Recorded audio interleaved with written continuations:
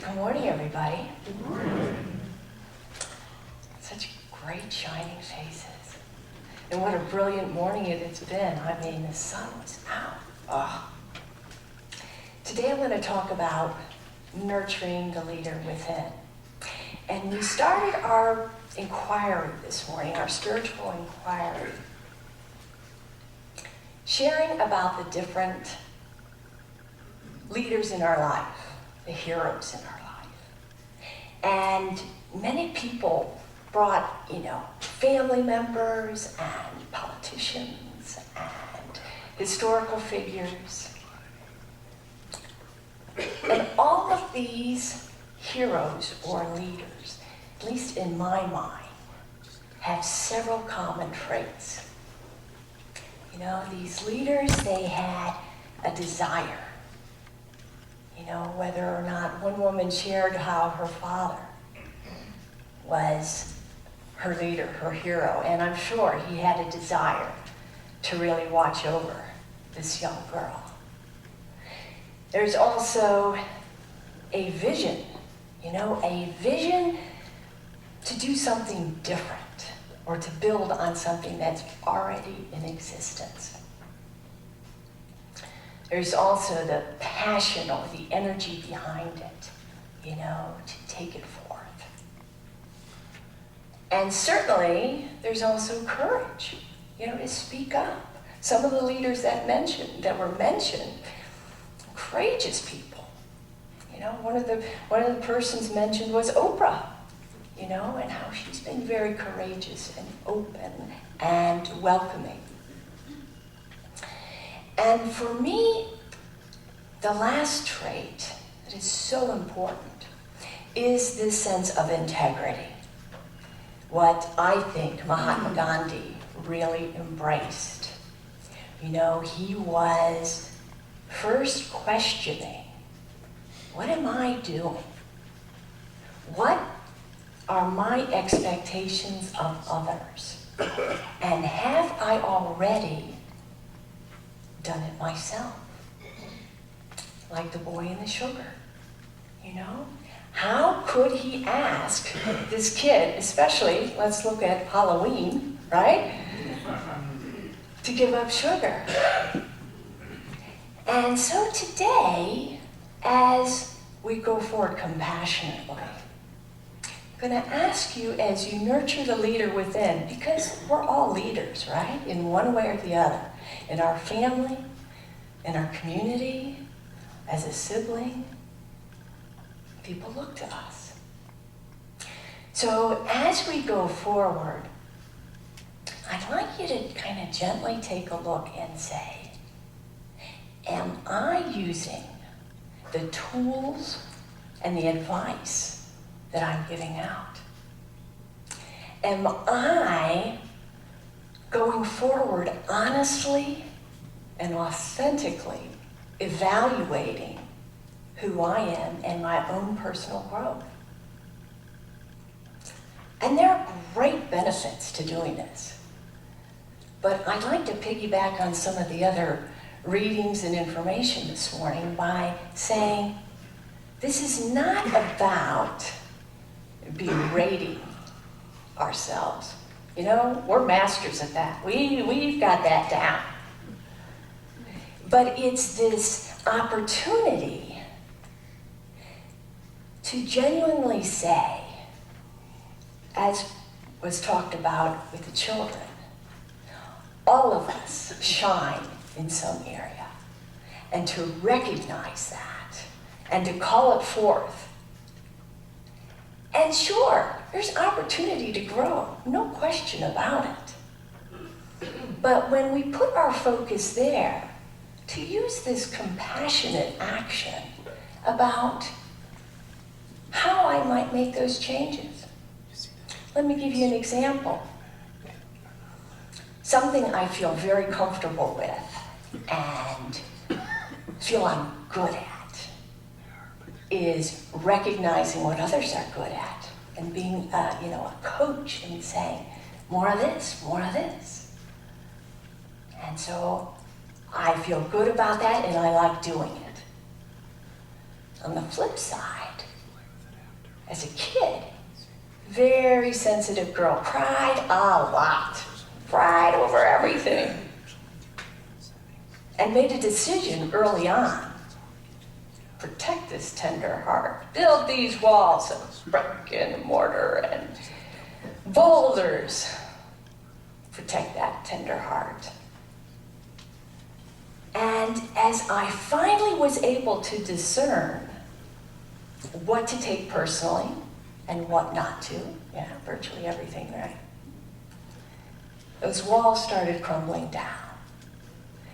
And as the walls crumbled down, an opportunity for more love to come in, an opportunity for more love to go out, and it was a lot more playful than being this serious, serious person. So when I ask you to take a look, it's not in any way saying you're less than who you are. Another benefit is, as we do this contemplation, well, guess what happens? If I'm focused more on what I think I'm good at, which is cheering on others, and bringing forth their best, I'm getting a chance to experience life where I'm doing more of that. I'm calling forth more of that. So of course, I'm going to bring in more love and playfulness. And the areas where I know I can continue to grow, I can kind of shift the energy around that. It doesn't feel so hard. It doesn't feel so damning. It feels as if I can make a shift and go towards the light. And the third thing, frankly, is if we're doing this quiet reflection, what are we not doing? Well, we're not poking at somebody else. We're not saying, oh, you should be doing this, or you should be doing that, or you should be doing this, or you should be doing that. Wouldn't that be just an extraordinary place if everyone was focused on doing more of what they loved, more of what felt good, more of what brought out that big shining light? And also, honestly and authentically and gently looked at areas where they could add more knowledge, they could add more openness, they could release and let go of some things that maybe happened long ago that they can't change. So this is an opportunity to just, as we talked about earlier today, you know, scientists are telling us we're just a bunch of energy and particles, and here's an opportunity to keep changing as those particles change. But we're not living on top of a mountain, right? We're not some hermit that can spend our every waking moment with this quiet reflection. We're social folks, right? We interact with others. And so what I've used over the years that has meant the world to me as far as my own change was looking and trying to incorporate some of Stephen R. Covey's work. Anybody familiar with Stephen R.? Right, great work. And one of my favorite books is his 7 Habits of Highly Effective People. So this was, I think, was written about 10 years ago. Slow learner, but I'm getting there. And in it, he talks about 7 different ways to approach life or think about things. But the one that really resonated with me was the 5th habit. And this was, does anybody know it? Seek first to understand, and then to be understood. Wow. Seek first to understand and then to be understood. Now, this did not mesh well being a young attorney, right? The old adage of what we were taught, you have an argument in court, the facts are on your side, you pound on the facts, right? If the facts aren't on your side, but the law is, you pound on the law. And then, of course, if you have neither the facts nor the law, you pound on the table.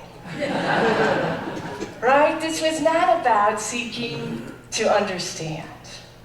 This was about railroading my position. But I come to learn over the years that what Stephen Covey meant was, don't give up your passion. Don't give up your position. But be willing to take a moment and breathe. Breathe and listen. Listen. And while we're not giving up our position, we're not negating our argument, we're not supplanting it. What we are doing is we're increasing our awareness. And as we increase our awareness, there's some magic that happens, right? We may be willing to see that the other side has merit. We may also start to feel a dissipation in the vitriol or the energy between the two parties. And this allows for an opportunity to get to common ground. This allows for people to work together.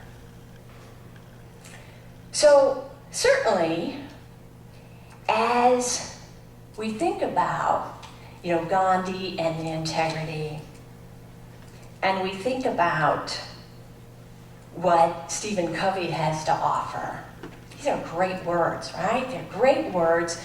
And yet for me, even though they were great words, I learned best through experience. And the experience that I learned, my parents taught me, right?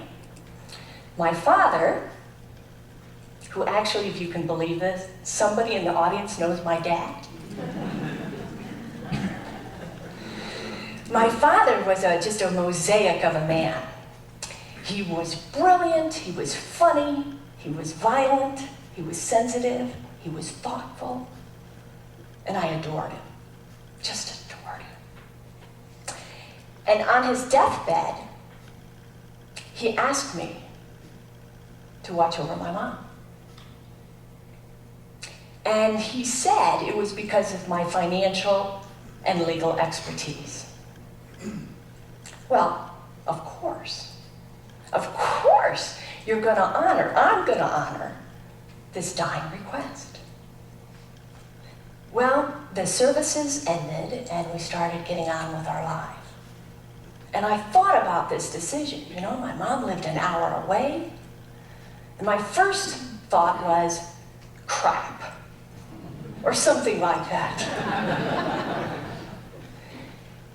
My mom was also just a mix of different traits.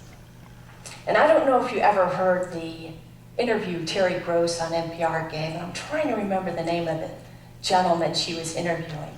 But he said there are two types of people in our lives that make an impression on us. One is the mentor, and the other one is the tormentor.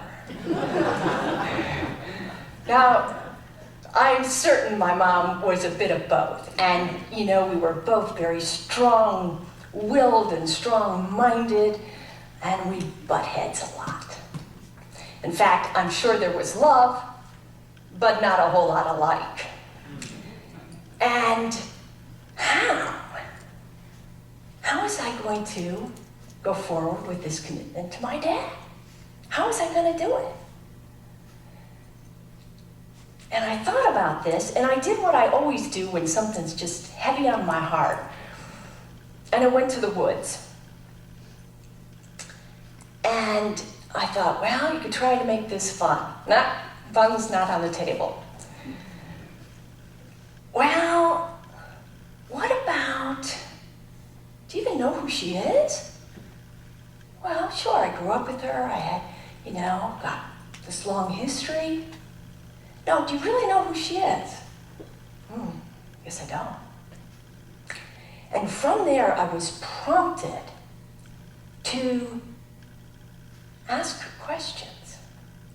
Now, mind you, sure, I'd read this stuff, seek to understand, right? But how do you put it into everyday life? How do you do that? Well, fortunately, something greater than I prompted me to start asking her these questions. What was it like before she got married? How did it feel to give up her career and raise a boatload of kids?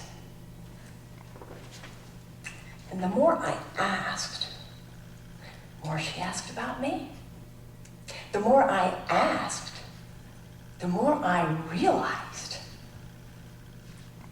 wow, this woman persevered, this woman sacrificed, this woman was a great role model. This is somebody I should cherish. This is somebody that I like. And over the years, it was my privilege and honor to get to know her more and take her to doctor's appointments, and as her health failed, change the house to accommodate her needs. And when she too transitioned, she was my very best friend. She was my very best friend.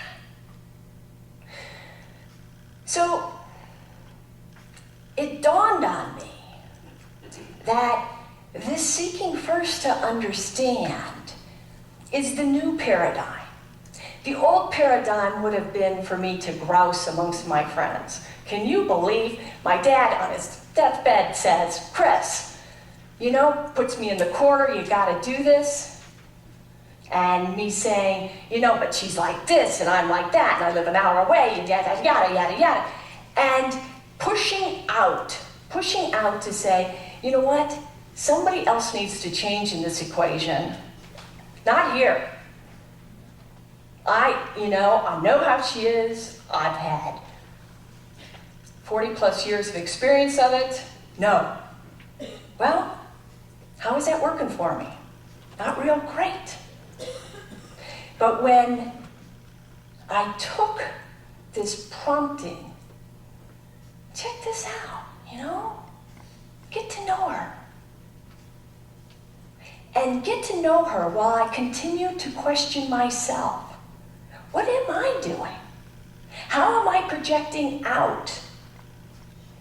What am I expecting of her? Well,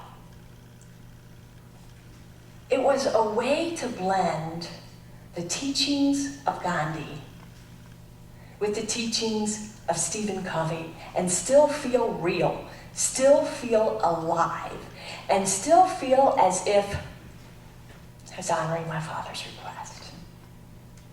And it's not about beating oneself up.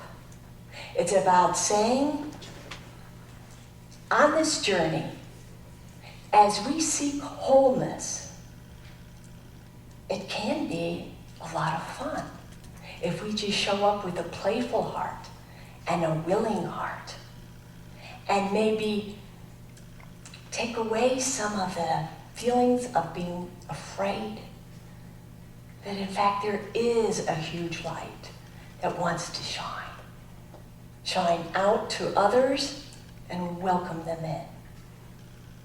So in this time of compassionate action, I would gently suggest to you, take some time today and remember all the good things about you that makes you you and shines forth your bright light.